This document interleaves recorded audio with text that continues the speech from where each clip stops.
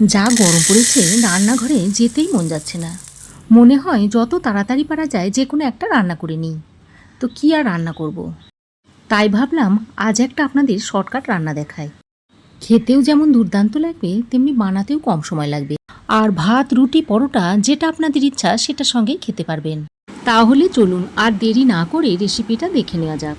তো রেসিপিটা তৈরি করার জন্য এখানে আমি পরিমাণ মতো মুসুর ডাল নিয়েছি। এবার এই মুসুর ডালটাকে ভালো করে জল দিয়ে পরিষ্কার করে ধুয়ে নিতে হবে।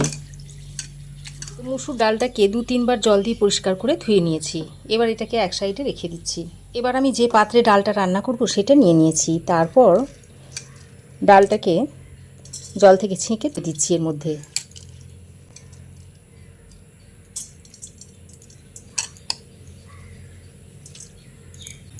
এবার এখানে আমি একটা বড় সাইজের পেঁয়াজ নিয়েছি। এখন এই পেঁয়াজের অর্ধেক অংশটা দিয়ে দিচ্ছি আর এটা রেখে দিচ্ছি, পরে কাজে লাগাবো। এবার একটা মিডিয়াম সাইজের আলু এরকম সরু সরু করে আর লম্বা লম্বা করে কেটে নিয়েছি। যেমন আলু ভাজার আলু কাটা হয় তার থেকে একটু মোটা করে কেটে নিয়েছি, সেটা দিয়ে দিচ্ছি। কয়েকটা কাঁচা লঙ্কা দিয়ে দিচ্ছি। এবার একটা মাঝারি সাইজের টমেটোকে লম্বা লম্বা করে কেটে নিয়েছি, সেটা দিয়ে দিচ্ছি।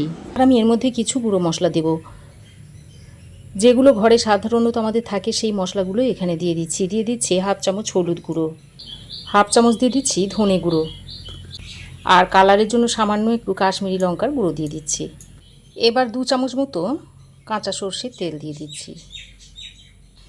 তারপর এই সব কিছুকে একসঙ্গে ভালো করে মাখিয়ে নিচ্ছি। একটু হাত দিয়ে চেপে চেপে এভাবে মাখিয়ে নিতে হবে। টমেটো পেঁয়াজের মধ্যে যে নিজস্ব জলটা রয়েছে সেই জলটা বেরিয়ে আসবে, আর ওই জল দিয়েই মাখাটা ভালো করে হয়ে যাবে আর কষানোটাও হয়ে যাবে।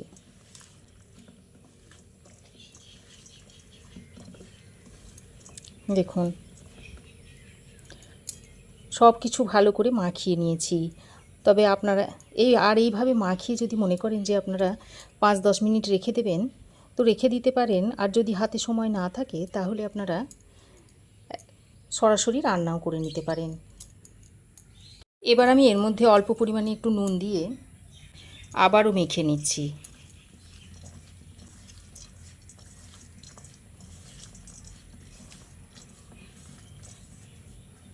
গ্যাসটা অন করে ডালের কড়াইটাকে বসিয়ে দিয়েছি। তারপর গ্যাসের ফ্লেমটাকে মিডিয়ামে রেখে এইভাবে একটু নাড়াচাড়া করে নিচ্ছি। এইভাবে নাড়াচাড়া করে এই মিশ্রণের মধ্যে থেকে যে জলটা বেরিয়েছে সেই জলটাকে একটু শুকিয়ে নিতে হবে। তার মানে এটাকে খানিকক্ষণ কষিয়ে নিতে হবে। গ্যাসের ফ্লেমটাকে মিডিয়ামে করে 2-3 মিনিট মতো ডালটাকে কষিয়ে নিয়েছি। আর দেখুন জলটা ভালোভাবে শুকিয়ে গেছে। এবার আমি এর মধ্যে পরিমাণ মতো জল দিয়ে দিচ্ছি। তবে খুব বেশি জল দেব না, ডাল আলু সেদ্ধ হয় এমন পরিমাণে জল দিতে হবে। তবে খুব বেশি ঝোল হবে না, এটা একটু মাখো মাখো হবে, সেই বুঝে জলটা দিয়ে দেবেন। জলটা দিয়ে ভালো করে নাড়াচাড়া করে মিশিয়ে নিচ্ছি। এবার একটা ঢাকনা লাগিয়ে দিচ্ছি। তারপর ডাল আলু সেদ্ধ হয়ে আসা পর্যন্ত রান্না করে নিতে হবে। মাঝে রান্নাটা হতে হতে একবার ঢাকাটা খুলে নিচ্ছি। তারপর একবার ভালো করে নেড়ে চেড়ে মিশিয়ে নিচ্ছি। আর দেখুন অনেকটাই রান্না হয়ে গেছে। এখনও দেখুন ভালোভাবে সেদ্ধ হয়নি, এখনও 50% মতো সেদ্ধ হয়েছে। ভালো করে নাড়াচাড়া করে মিশিয়ে নিয়ে আবারও ঢাকা দিয়ে মিডিয়াম ফ্লেমে কিছুক্ষণের জন্য বসিয়ে রেখে দিচ্ছি।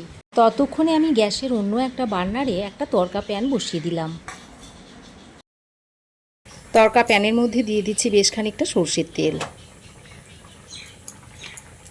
এবার তেলটা গরম করে এর মধ্যে দিয়ে দিচ্ছি 2টো শুকনো লঙ্কা। এবার আমি যে বাকি পেঁয়াজটা রেখে দিয়েছিলাম সেই পেঁয়াজটা এই গরম তেলের মধ্যে দিয়ে দিচ্ছি। দিয়ে দিচ্ছি 6-7 কোয়া মতো রসুন কুচি, অল্প একটু গ্রেট করা আদা দিয়ে দিচ্ছি, আর দিয়ে দিচ্ছি কাঁচা লঙ্কা কুচি। এবার এটাকে একটু লাল লাল করে ভেজে নিতে হবে। তার আগে আমি এর মধ্যে একটু নুন দিয়ে দিচ্ছি, তাহলে পেঁয়াজটা খুব তাড়াতাড়ি নরম হয়ে আসবে। দেখুন পেঁয়াজটা ভাজা হতে এখনও দেরি রয়েছে। তো লাল লাল করে প্রথমে ভেজে নেব পেঁয়াজটাকে। তো দেখুন পেঁয়াজটাকে এরকম একটু লাল লাল করে ভেজে নিয়েছি। এবার এর কালারটা যাতে সুন্দর হয় সেই জন্য আমি সামান্য পরিমাণে একটু হলুদের গুঁড়ো আর একটু কাশ্মীরি লঙ্কার গুঁড়ো দিয়ে দিলাম। তারপর আবারও পেঁয়াজের সঙ্গে ভালো করে ভেজে নিচ্ছি। তো দেখুন খুব ভালো করে মিশিয়ে নিয়েছি। এবার এটাকে নামিয়ে নিচ্ছি। তারপর দেখুন এদিকে যে ডালটাকে কম আঁচে বসিয়ে রেখে দিয়েছিলাম সেই গরম ডালের মধ্যে তরকাটাকে দিয়ে দিচ্ছি। বাটিতে যেটুকু মশলা ছিল সেটাকে ওইভাবে দিয়ে দিচ্ছি।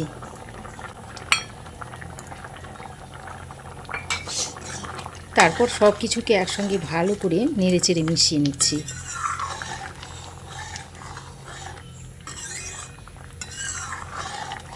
আর এই পর্যায়ে আপনারা একটু নুনটা চেক করে নেবেন। আর যদি একটু মিষ্টি মিষ্টি খেতে চান তাহলে একটু চিনি দিয়ে দেবেন। আজ আমি আর চিনি দিচ্ছি না। তারপরে এইভাবে আরও 3-4 মিনিট মতো ফুটিয়ে নিতে হবে। আর এটা একটু ভালোভাবে ফুটিয়ে নিতে হবে, তাহলে খেতে ভালো লাগবে।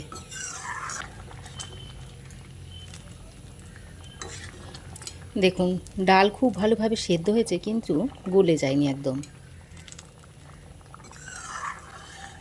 ঠিক এই রকমই রান্নাটা করে নিতে হবে। এবার আমি সবশেষে এখানে ভাজা জিরের গুঁড়ো দিয়ে দিচ্ছি। আর এই ভাজা জিরে গুঁড়োটা দেওয়ার কারণে ডালটা খেতে অসাধারণ লাগবে। তো দেখুন ভাজা জিরের গুঁড়োটা দিয়ে ভালো করে নেড়েচেড়ে মিশিয়ে নিলেই রেসিপিটা সার্ভ করার জন্য রেডি হয়ে যাবে। এবার এটা আপনারা গরম গরম ভাত, রুটি, পরোটা যে কোনো কিছুর সঙ্গেই খেতে পারেন। খেতে অত্যন্ত সুস্বাদু লাগে। আশা করি আমার এই আজকের শর্টকাট মুসুর ডালের রেসিপি আপনাদের ভালো লেগেছে। ভালো লাগলে অবশ্যই একটা লাইক, শেয়ার ও কমেন্ট করবেন। পাশে থাকা বেল আইকনটা অবশ্যই প্রেস করে দেবেন। আর আমার চ্যানেলে যদি নতুন হয়ে থাকেন তো প্লিজ চ্যানেলটাকে সাবস্ক্রাইব করার অনুরোধ রইল।